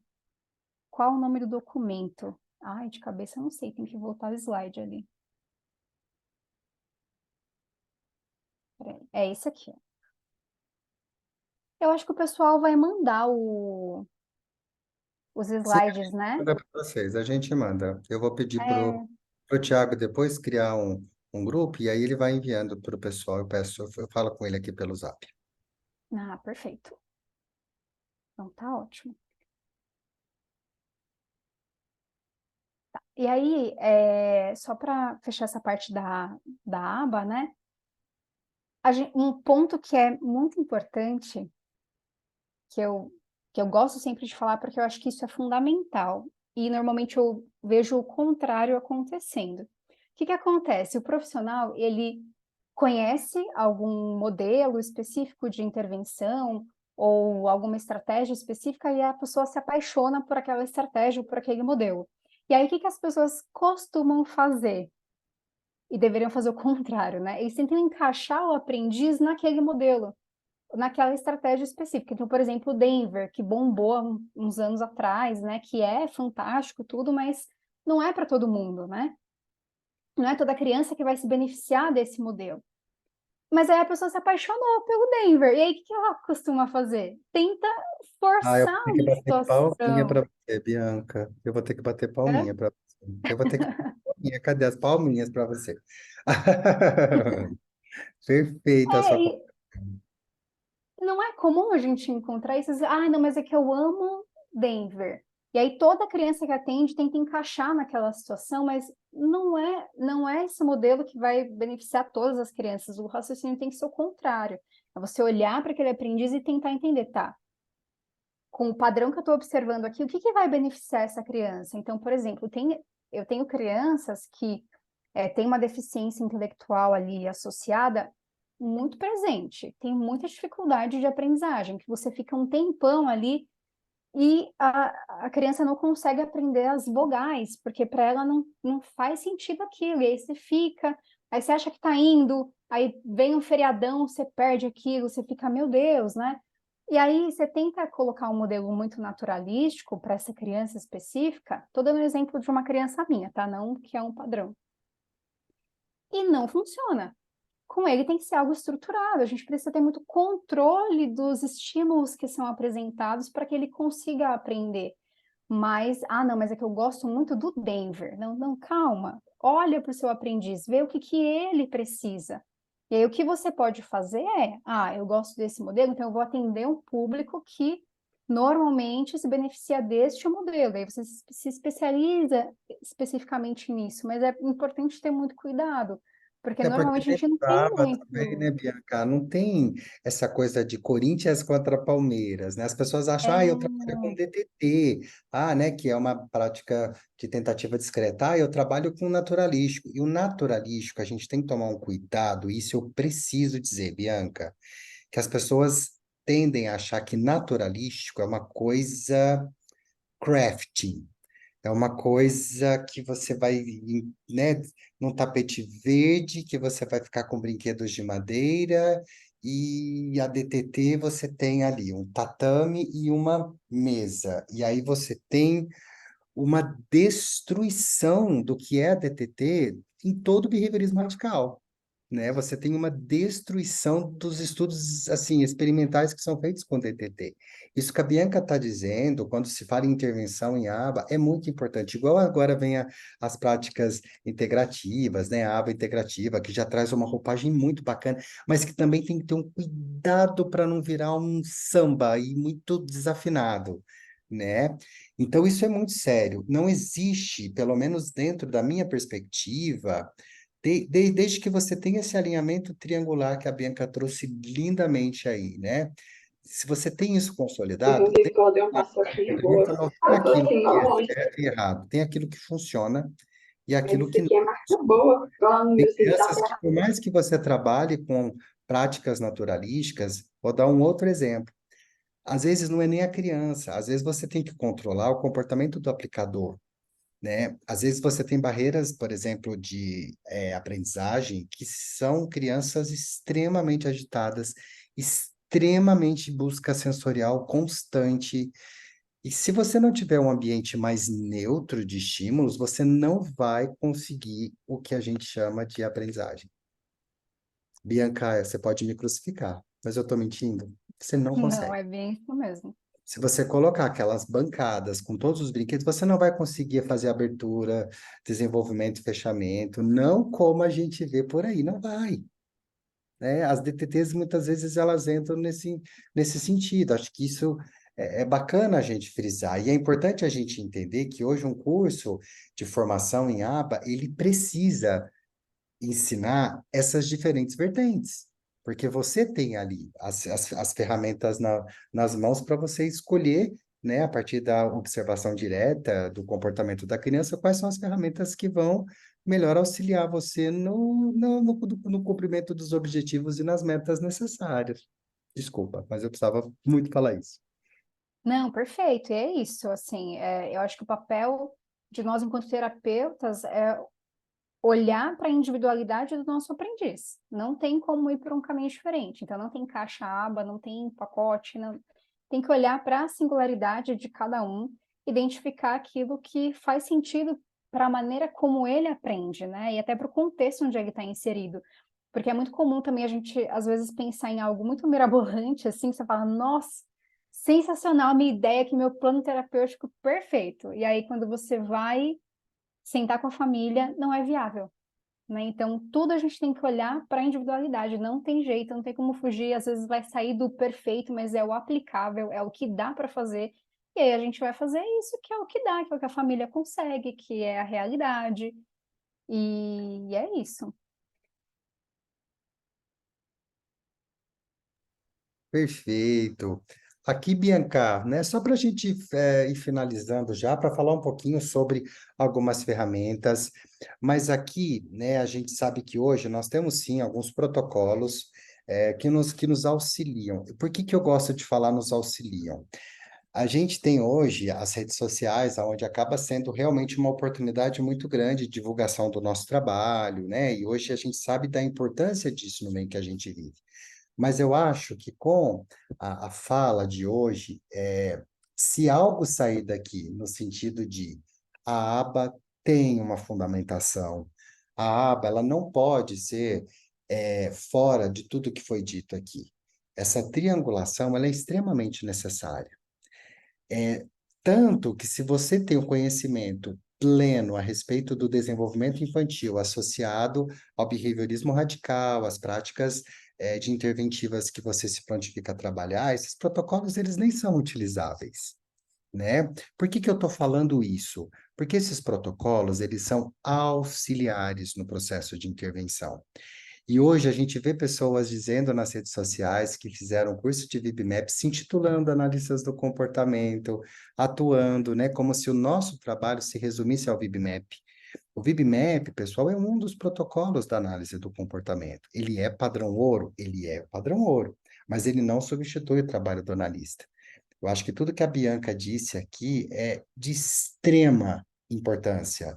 É o que fundamenta, de um modo geral, o exercício da nossa profissão, né? Então, o VibMap é considerado, sim, um protocolo padrão ouro. A gente utiliza bastante. Eu utilizo muito o VibMap, né? Mas nós temos também a ABIOS, que é outro protocolo de desenvolvimento, né? A AFIOS, que agora tem a tradução dela, a equipe da Luna traduziu a AFIOS, né, para o Brasil. Então, a gente consegue hoje adquirir esses protocolos da AFIOS traduzidos, que estão, assim, na íntegra, maravilhosos, né?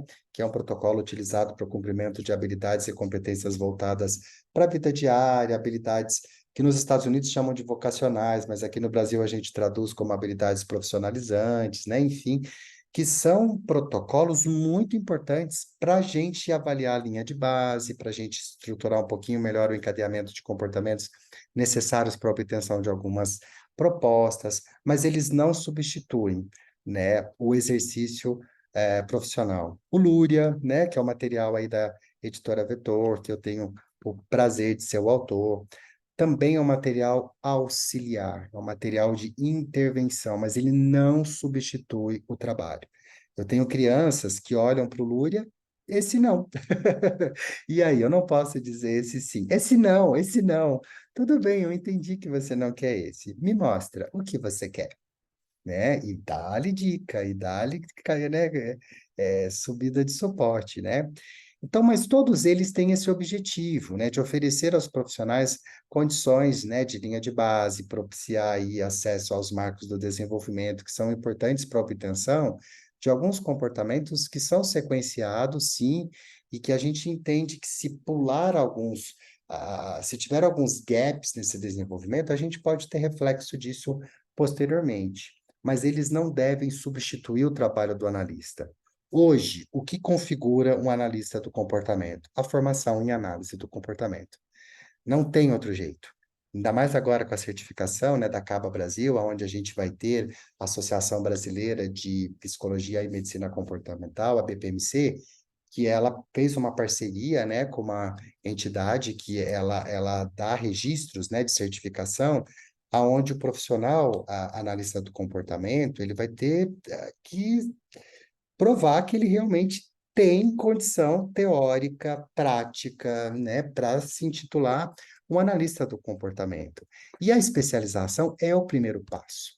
Por exemplo, hoje, para ganhar essa certificação, vai ter que ser feita uma prova, a gente vai ter que provar certificado, uma especialização com reconhecimento pelo MEC, práticas supervisionadas por um tempo prolongado, com carga horária suficiente de expertise no assunto, para que você assuma, né, cargos que vocês vão aprender dentro do curso, que hoje a gente tem cargos de aplicadores, coordenadores, e quem sabe, né, você não chega no topo aí, que é, né, o supervisor e busca reconhecimentos aí nacionais e internacionais nesse sentido. Então, claro que a gente gostaria muito de apresentar para vocês um pouquinho, né, do nosso curso. Hoje nós temos o curso aí 100% presencial, né, onde os nossos professores se deslocam, né, no caso a gente já tem uma previsão de abertura para a turma de Belo Horizonte. Eu e a Bianca somos partes aí de um time de 20 professores dentro da análise do comportamento, todos com mestrado, doutorado, com expertise mesmo prática, onde a gente compartilha o tempo todo nas nossas aulas as nossas vivências clínicas. A Bianca, ela é tímida, ela não disse que ela é supervisora, que ela supervisiona casos do Brasil inteiro, né? Então é uma pessoa com conhecimento incrível, né? Professora Isis, professor Bruno Lamarão, a professora, nossa, eu vou falar aqui, né? Enfim. E as aulas são todas ali, ao vivo, né, com os professores, todo mundo mestre, doutor. E quando eu falo que os protocolos não resumem o nosso trabalho, eu não estou dizendo que eles não são importantes. Eu estou dizendo que o importante é se especializar e que os protocolos são partes desse processo de formação. Então, no nosso curso, você tem acesso a esses protocolos de intervenção. O VivMap, por exemplo, é um protocolo que a professora Isis disponibiliza junto com a Eibius, né? Então, a gente tem aí uma oportunidade aí constante de formação de vocês, não só nessas questões de protocolos.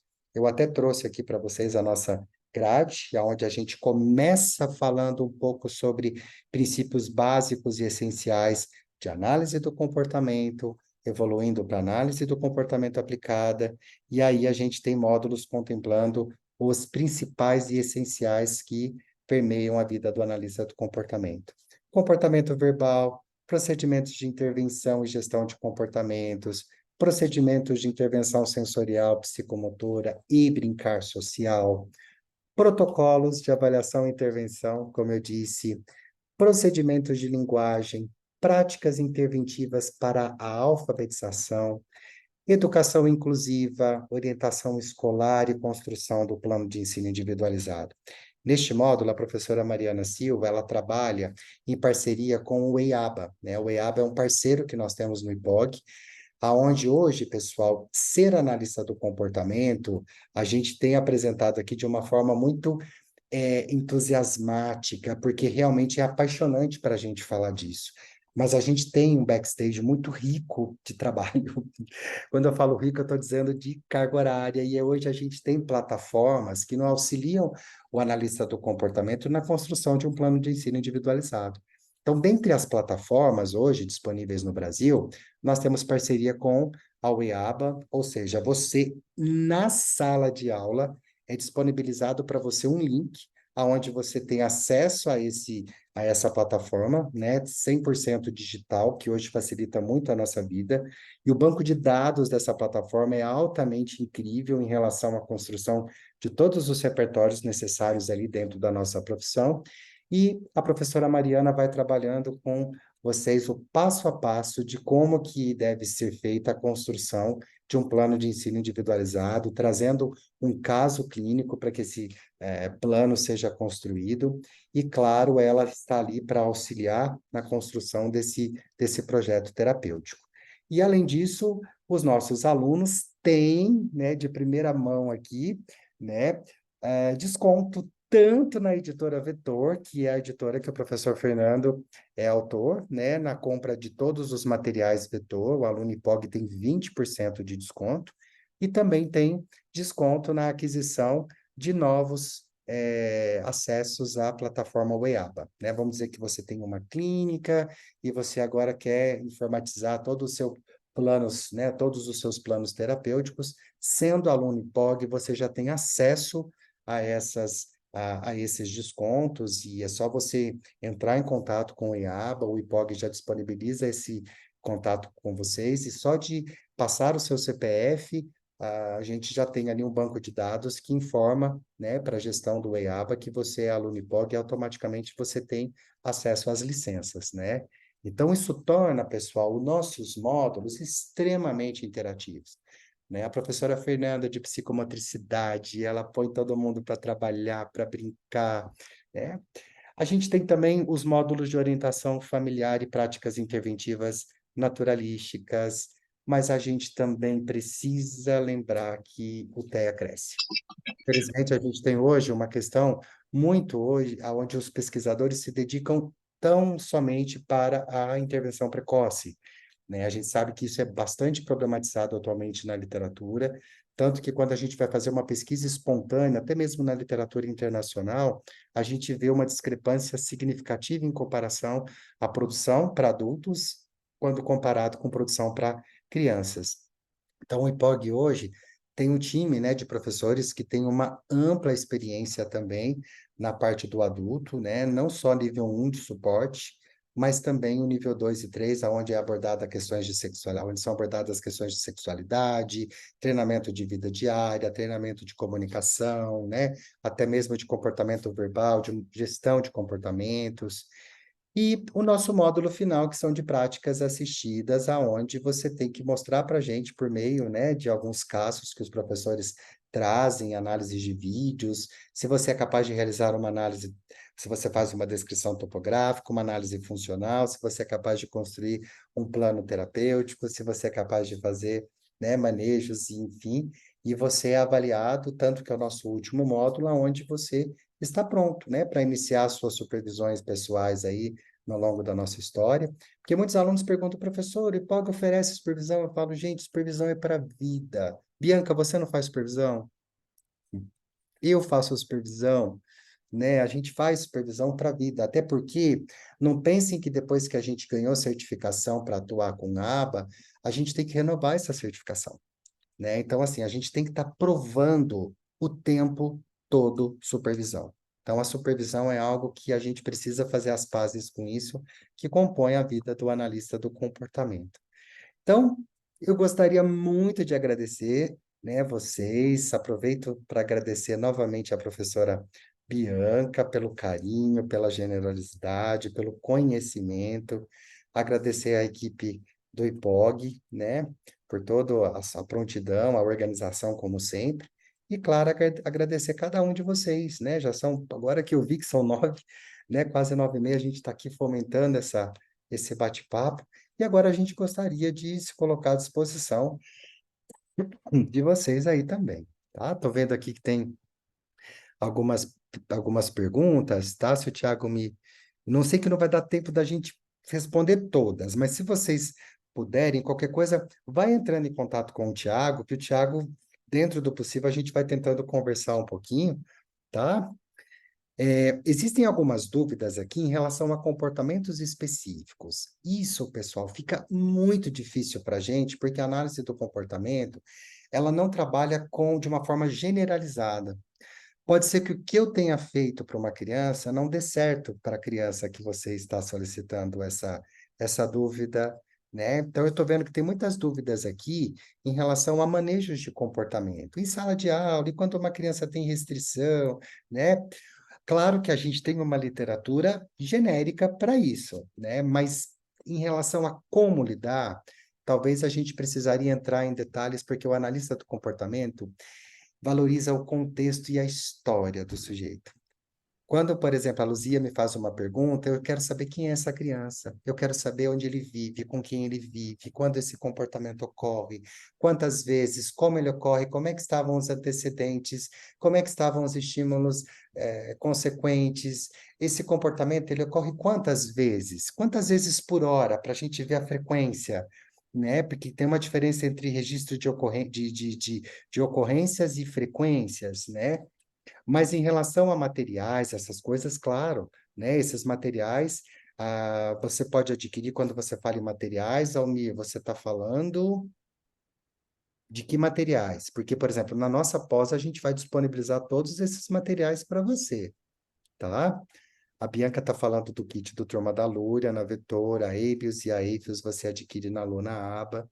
Agora, o VibMap, vocês têm acesso à tese de uma pesquisadora que se chama Martoni, tá? É só digitar aí Martoni, VibMap, que vocês vão conseguir baixar o manual, porque assim, a tese de doutorado dela foi a tradução do VibMap, né?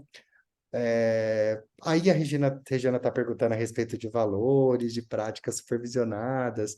Isso tudo a gente passa para vocês na especialização, tá? Tudo isso a gente pode passar para vocês na especialização, ok? Tiago, estão perguntando se a gravação da aula de hoje será disponibilizada. Oi, professor. Vai sim, vai ser disponibilizado e eu queria, né, com a permissão de ambos aí, abrir para algumas perguntas. Caso tenham interesse, pode levantar a mãozinha aí que a gente tem esse tempinho aí. É igual o professor falou, eu acho que não vai dar para responder todas as perguntas, mas em ordem aí, se alguém quiser perguntar. Acho que a Ruslaine Flávia já está com a mãozinha levantada. Eu Se quiser acabei de abrir. ler aqui que ela falou que foi diagnosticada com TEA há 2 anos, né? E está sendo muito comum os pais se identificando TEA pelo TEA dos filhos, né? Roslaine? Oi, boa noite. Boa noite, Ruslaine. Ai, eu tô Boa tentando me noite. localizar aqui, tudo bem? Tudo jóia. Oi, Então, eu gostaria de saber qual que é a melhor intervenção para autista adulto, porque, assim, eu vejo, né, a necessidade de fazer, ai, como que eu digo? Às vezes terapia, sabe? Além de medicamento, que é um complemento, né, que ajuda, porque o caso da ansiedade, depressão, é desde a adolescência. Então, depois, né, que o médico do meu filho, numa consulta com ele, me perguntou, o que que você acha? Você acha que você é autista? Eu falei assim, eu acho não, tenho certeza. sim. Eu, e aí ele me perguntou como é que foi. Eu falei, é libertador, assim, me reconectar comigo mesma, sabe? E me parece que o ABA, ele é mais recomendado para crianças, né? Não, Roslaine, Mas, não. ou não, assim. Porque no início aqui, eu até vi que falou sobre a questão do neurotípico transitar entre o neurodivergente. Uhum. Eu me senti, assim, um exemplo. Me senti dentro desse exemplo. E ainda mais sendo mulher, né? Tem essa, às vezes, a questão de, eles falam assim, mascarar. Por isso que descobre tardiamente, né? Já na fase adulta, geralmente. É importante por conta de toda a questão da mulher, por ser, assim, hoje é diferente falar isso, mas por ser mais comunicativa, por ser, né, Isso. talvez traga um impacto um pouco maior, né? Nos homens, talvez Uhum. isso fique um pouco mais claro, né? Na mulher, isso fica um pouco Uhum. mais camuflado, né? Mas E respondendo, só como é que fala? Uma observação. O meu filho é autista nível 3. Ele é não verbal. sim, nível depende, tá? Uhum. É, porque assim, a gente tem que tomar cuidado com o nível, porque o nível não quer dizer se é verbal ou não, tem a ver com o nível de suporte, tá? Não Também. O caso dele ele ainda usa fraldas. Só um instantinho, por favor. Eu tô ocupada. Aí o que acontece? Eu vou tirar só o vídeo aqui, porque eu vou interromper o vídeo, mas vou continuar no áudio, é que minha menina tá precisando de mim. Aí o que acontece? Ele usa fralda ainda, como eu disse, né? Ele foi andar aos 5 anos e meio, porque um atraso no desenvolvimento neuropsicomotor. Eu tô ocupada, Isadora. Desculpa, gente. Nossa. não. Mas Acabou que eu não consegui não, atender ela, vai, mas mais, enfim. mais tranquila, não, Coisas de tranquilo. adolescente. Então, aí que eu tava falando, o suporte do meu filho, né? Igual na escola é uma cuidadora só para ele, porque ele precisa que dá o alimento até a boca, né? Porque senão vai ficar brincando, não vai conseguir atender aquela funcionalidade que ele precisa, né? Igual você está falando aí, até falou da questão, não é que ele é disfuncional, não vai conseguir atender o objetivo dele, né? E eu acho que Não, seria isso, né? mas eu entendo a sua colocação A e é questão importante. do suporte, assim, Mas é né? importante a gente pensar que a análise do comportamento é para todos, né? E quem sabe Uhum, você não vem, né, para a gente, né, para a uhum. gente te orientar. A gente gostaria de responder muitas perguntas, mas infelizmente a gente precisa agora. Se vocês tiverem qualquer dúvida, pessoal, podem mandar. Obrigada. O Tiago, imagina, o Tiago agora, né, preciso passar a palavra para ele. Mas se vocês tiverem qualquer dúvida, pode entrar em contato com o Tiago, que o Tiago prontamente entre em contato comigo e o que eu puder ajudar, tá? Eu tenho o maior carinho, o maior prazer em falar com vocês, ok? Tiago, vou passar a palavra para você aí. Ok, ok, professor. Muito obrigado, viu? Pessoal, quero trazer inclusive uma notícia excelente para todos. Nós aqui em Belo Horizonte, o Hélida também, lá em Ribeirão Preto e as demais localidades onde nós teremos o curso, né, de intervenção ABA no modelo presencial. Nós temos uma super novidade. Para quem tiver interesse em conhecer um pouco mais e se matricular conosco, até amanhã nós teremos um desconto super especial. E não é aquele desconto de propaganda enganosa, né, professor? Já vou dar um spoiler aqui, é de no mínimo 23, 24% de desconto em cada mensalidade. Então, nós teremos aí um desconto de quase R$ 150 em cada mensalidade para quem se matricular até amanhã.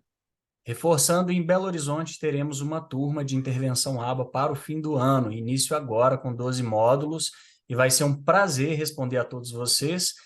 Eu quero pedir a Geise, inclusive, que compartilhe o link do WhatsApp para as pessoas Já entrarem em contato. compartilhei. Pessoal, as vagas são limitadas, então, né, para não prejudicar o ensino, para não prejudicar aí o estudo de vocês, as vagas são limitadas. Em Belo Horizonte vai acontecer no Hotel Royal Savassi Boutique, que fica próximo à Praça da Liberdade. Para quem tiver interesse, entre em contato com a Geise e já garante a sua vaga, entre em contato com a Wélida e também quem for de Ribeirão Preto e proximidades, para a gente garantir a vaga de vocês no curso. Isso Fechado, mesmo. professor? Não garantiu um desconto para essa turma? Não, eu acho perfeito. Eu estou tão feliz com a abertura de turma em Minas Gerais, Thiago, você não está Nossa, entendendo. não imagina eu. Eu estou feliz mesmo, porque eu sempre, da onde você é? Pouso Alegre. Todo mundo fala Porto Alegre, eu falo não, Pouso Alegre. Eu tenho que explicar que o pessoal é mineiro, né? Mas olha só, pessoal, mais uma vez eu agradeço. Espero encontrar vocês no módulo inaugural. Provavelmente eu estarei aí com vocês, se não for, né? Se eu não puder por conta de compatibilidade de agenda, eu tenho certeza aí que vocês estarão extremamente amparados pelos nossos professores e será um prazer dar um abraço presencial. Em algum momento do curso a gente vai se encontrar. Pode não ser no módulo inaugural, mas eu não sei não. Eu acho que Minas Gerais e eu, acho que é um casinho aí, né? Tudo a ver. É um prazer, tá? Dar um abraço em vocês e mais uma vez, uma ótima noite para todos. Professora Bianca, quero te agradecer de Sim. coração em nome de todo o IPOG, essa família que só cresce em Belo Horizonte aí, aguardamos vocês. Professor Fernando, mais uma vez, meu muito obrigado também por atender prontamente o nosso pedido para esse super bate-papo com vocês dois aí. E agradecer a todos os presentes também. Aguardamos a todos na nossa primeira turma de intervenção ABA aqui em Belo Horizonte, em Ribeirão Preto e nas demais localidades do IPOG. Tá bom? Deixa eu só falar uma coisa. O pessoal está Claro, perguntando se tem desconto para online também. E se vai ter turma em Manaus. até amanhã. Para quem se matricular até amanhã, tem um desconto especial. E aqui eu coloquei, pessoal, o meu Instagram também, que é o @professor Fernando Silveira, tudo junto. Se alguém tiver alguma dúvida, pode me mandar por lá também, tá? Pelo direct, que eu respondo todas as dúvidas lá, ok? Isso Tudo aí, é uma bem? palestra boa é que mantém a audiência até o final, né, professor? Se deixar aqui, vai até amanhã. Vai. Pessoal, só Agradeço a todos reforçando vocês. que eu mandei no chat, o WhatsApp já está pipocando aqui. Eu vou Coisa responder a boa. todos, tá? Devagar, porque eu não, acho que eu não vou conseguir responder todo mundo hoje, mas até amanhã eu faço contato com todo mundo. Pode entrar nesse link de WhatsApp que eu mandei aí. Eu sou responsável pela abertura da turma aqui em Belo Horizonte. Mas como eu mandei o meu link, se você não é de Belo Horizonte, pode chamar a gente que eu direciono também para um consultor local e sejam muito bem-vindos. Obrigada a todos que atenderam o nosso convite. Para quem é de São Paulo, Wélida, se quiser compartilhar seu número também, para quem for de São Paulo, já procura a consultora. Sim, eu coloquei, tá? Eu coloquei no chat, tá aí os meus dois números, tanto de Maceió quanto de São Paulo, tá? Fiquem à vontade para me mandar mensagem e eu vou respondendo, né, conforme e um de cada vez, tá, gente? Por favor. Para quem for de Belo Horizonte, será muito bem-vindo. Para as proximidades também de Minas Gerais ou demais localidades, se quiser participar do curso em Belo Horizonte, para vir para cá, né, um módulo a cada final de semana, um fim de semana por mês. Nós temos desconto também no próprio hotel onde será ministrado a pós-graduação. Desejo a todos uma boa noite. Muito obrigado por estarem presentes até agora. Tenho certeza que foi de um enriquecimento muito grande para todos. E obrigado mais uma vez, E eu quero professores. mandar um beijo especial para a turma de Maceió, que eu tive aí há 3 finais de semana atrás. Que turma mais querida! Tô com saudade de Ribeirão, hein, gente? Ribeirão, a última vez que eu fui em Ribeirão foi antes da pandemia. Já pronto para voltar. Pronto para voltar. Turma, um abraço para vocês, uma ótima noite, viu? Tchau, tchau. Obrigado, Ei, gente. Ótima noite a pessoal, Thank todos. you. obrigada. Tchau, tchau. Obrigada. Tchau, Bianca. Tchau, Tchau, até a tchau. próxima. Tchau, tchau.